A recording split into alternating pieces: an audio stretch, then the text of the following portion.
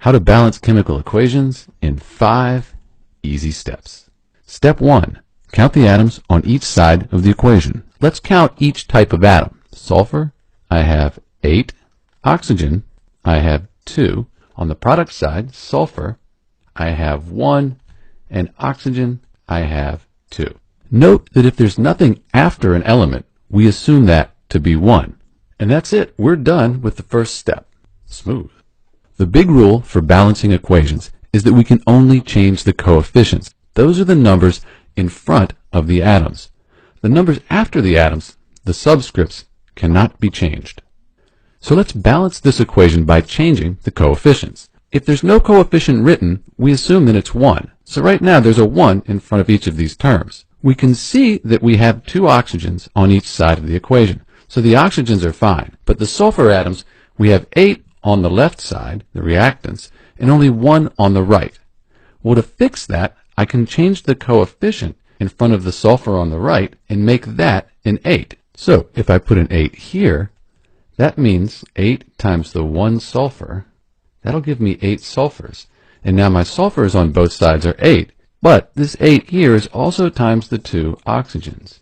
And that gives me 16 oxygens. So I've fixed the sulfurs, but the oxygens aren't balanced. I can change the coefficient here, though, to 8, because 8 times 2 equals 16.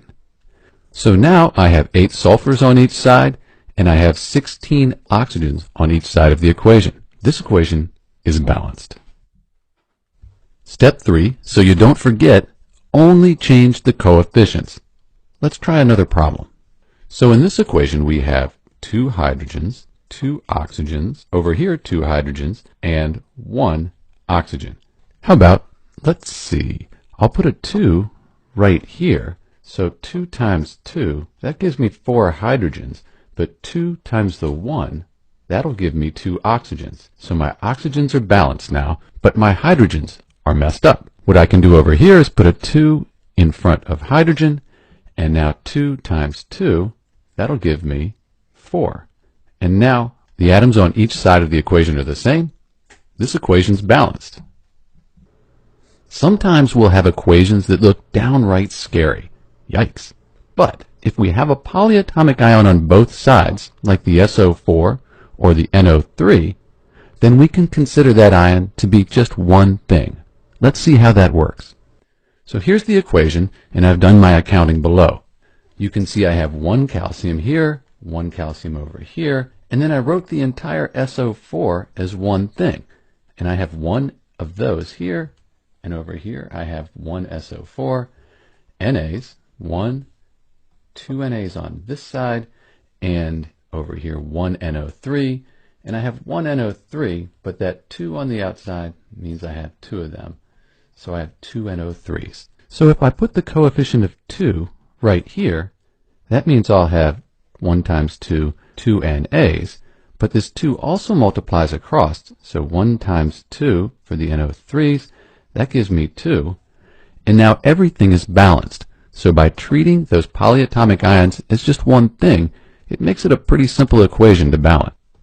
Let's wrap up with one that sometimes gives people problems. So we can see we have 1 carbon, 4 hydrogens, and 2 oxygens. Easy. Over here we have 1 carbon, and then we have 2 oxygens, and then we have 2 hydrogens. But be careful. We have to count this oxygen over here as well. So we have 2 plus 1. That'll give us 3 total oxygens. I'll start by balancing the hydrogens. If I put a 2 in front of this hydrogen, 2 times 2, that'll give me 4. And that'll fix the hydrogens. But now I have 2 oxygens plus 2 times 1, 2 oxygens. That gives me a total of 4 oxygens.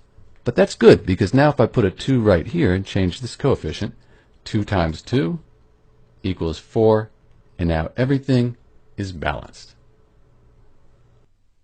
This video has given you the basics for balancing equations, but you've got to practice to gain speed and expertise.